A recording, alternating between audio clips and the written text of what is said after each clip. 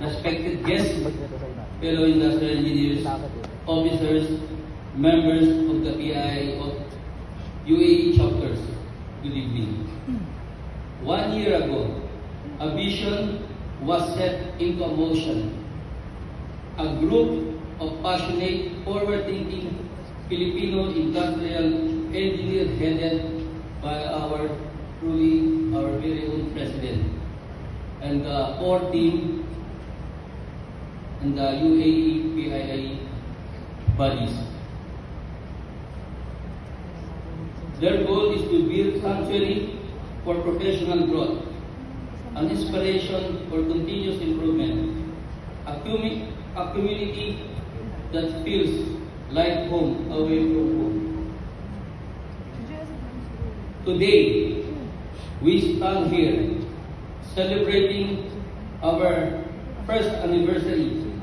Happy first anniversary, PIIE UAE chapter.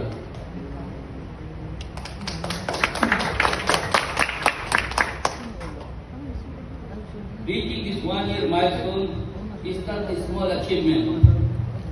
Setting up a professional chapter in foreign country requires immense dedication, late night meetings after hard work days, and solid commitment to the profession of IT. The founding officers, pioneer members, look around this room tonight. What you build from start is prosperous. You engineered this community tonight of success.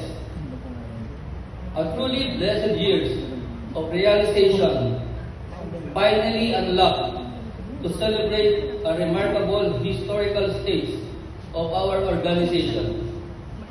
It is a great honor to speak and be part of this prestigious event to celebrate our first year anniversary of PIIE UAE chapter. Please have mercy on me, PIIE UAE officers, but I need to thank Engineer Paul, Engineer Juan, and Engineer Jeff for keeping us fully updated in every plans, activities, of course, bringing the good news to be one of your speakers. For the whole group, thank you very much for the trust and confidence granted to me to share this inspiring message to everyone here tonight.